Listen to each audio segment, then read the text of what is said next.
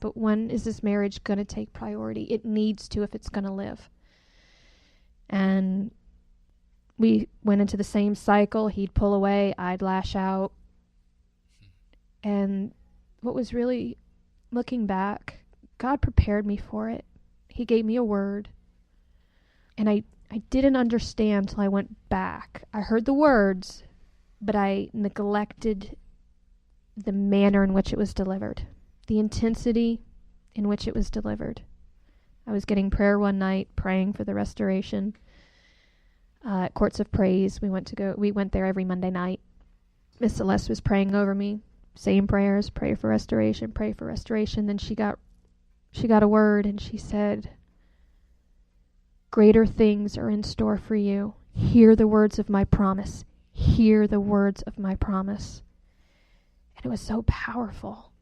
And I thought, oh, okay. Looking back, the intensity in which she delivered it, it was more of, something's coming, but I need you to hold on. I really need you to hold on. And we started to really reconcile, right? I got that word, and then it really connected with my husband, and it was like, yeah, here we are, and we're going, and this is awesome. And in May, we're reconciling. He's committed to the restoration of our marriage. In June, I get the word. In July, it all fell apart. It literally unraveled before my eyes, and I couldn't understand why. And I remember praying as I walked away brokenhearted as he drove off with the kids. They come up to visit, and we were just totally estranged at that point. I mean, there was just tension and disconnect, and I'm hurting, he's hurting. And I'm walking into the church. God, I don't understand. And he said to me, you don't know what commitment is. Neither of you do. You base it on each other's actions and not on my word. And that brought me up pretty short. Because I know it didn't come from me, and two, it was very accurate. When I reflected on all those years of brokenness, we were only as committed as the other person was kind. When it got bad, it was like, I'm out of here. And that was our instinct, was to run. That was very hard to hear, very humbling to hear. And what I realized, that first part of my program, I didn't delve into the deep, deep inner healing. To me, it was just, okay, let's just get me healed enough to get this marriage back on track, and I can come home and I can be a mom.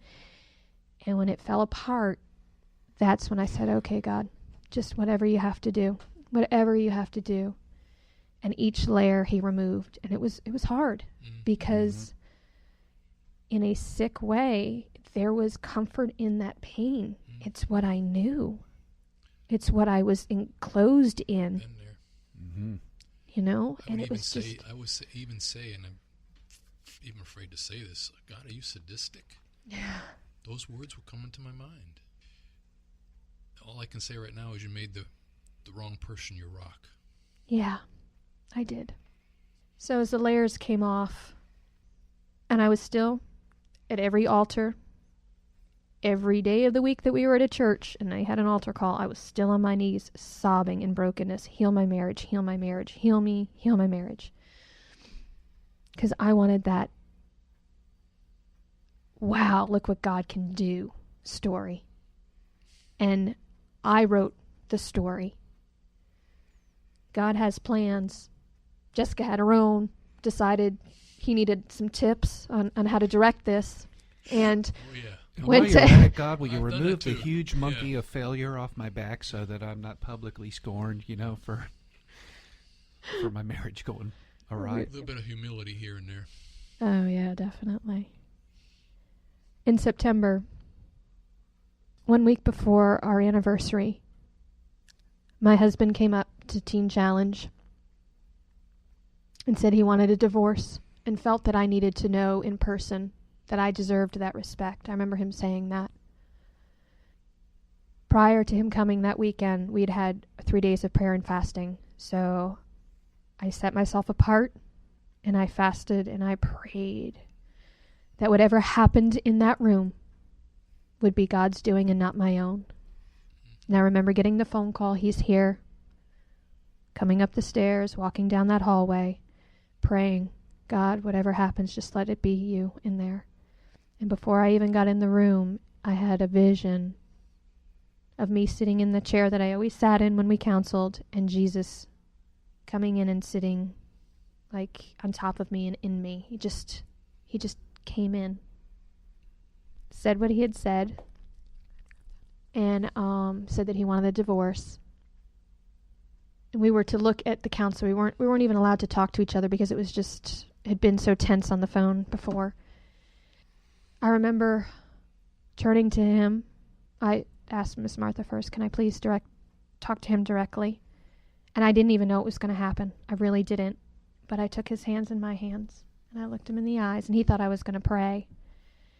And I just started repenting for all of it. Everything I had done to hurt this man, the way I treated him, the callousness, the disregarding of his feelings, the affair, all of it, everything, it just started coming. And I sat back and I saw him.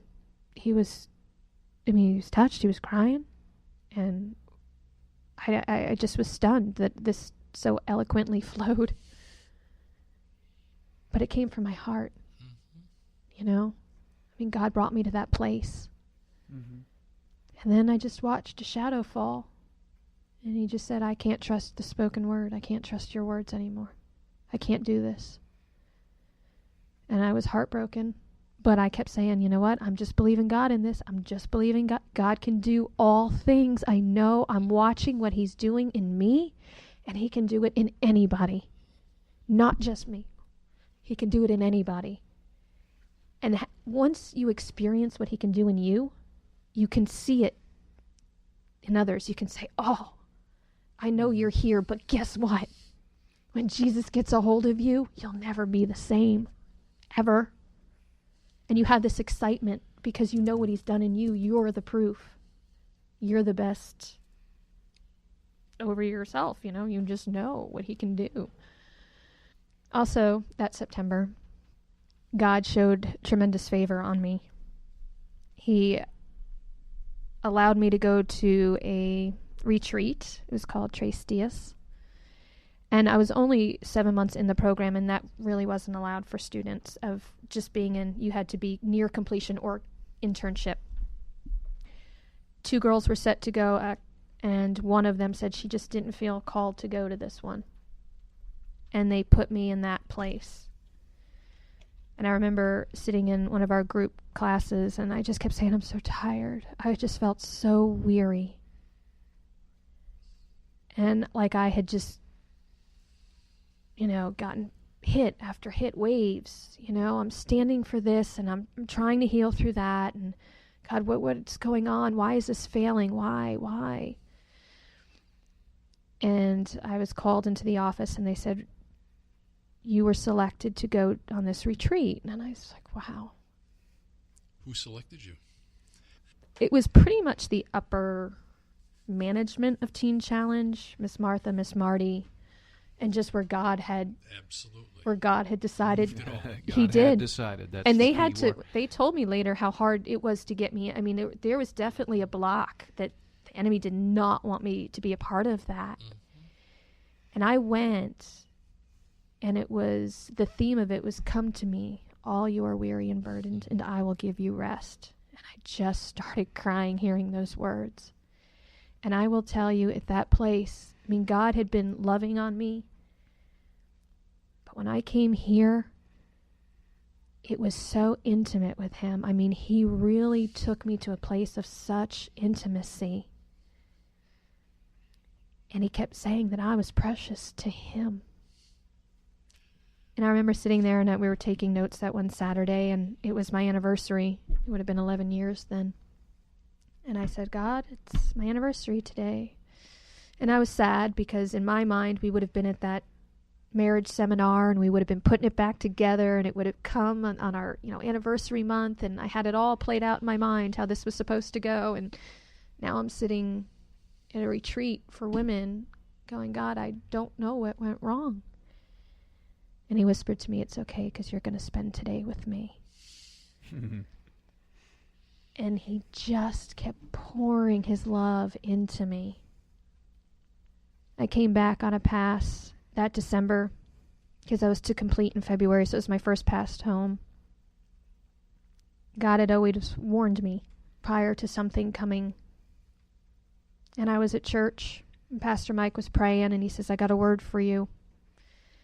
And he gave me his vision. He said he saw a jar, and the lid was so tight on this jar, and there's so much emotion surrounding this jar. And God says he's getting ready to take the lid off. Are you ready? Do you want it off? And I said yes. I drove home, expecting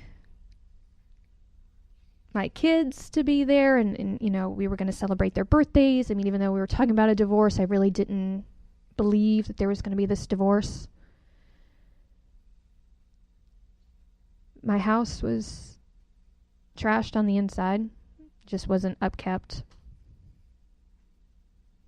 It was pretty on the outside, which kind of looked like, I guess, my marriage in one way, you know. Everything's all nice on the outside, but inside everything's decayed and the appearance of, so nobody sees.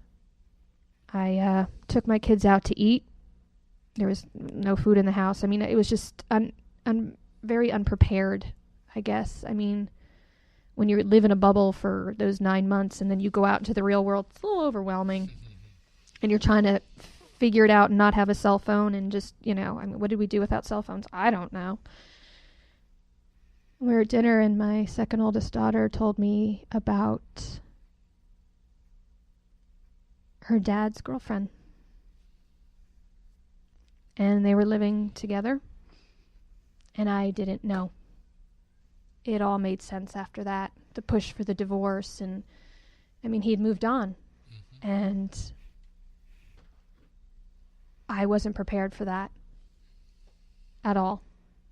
And the funny thing is, the other women up there kept telling me, he's met somebody else, he's with somebody else. I said, no, you don't understand. We've been through this. We went, no, there's no way, he would never, no. And sure enough, that's what happened. I had to find a lawyer. There's scrambling for all this. And I remember them telling me here, my counselor back here at the church said, you need to stay. You don't need to go back. You've had enough healing. You don't need to go back. Stay, and you need to figure this out. You know, this is getting serious now. I mean, the kids and there's the divorce, all of it.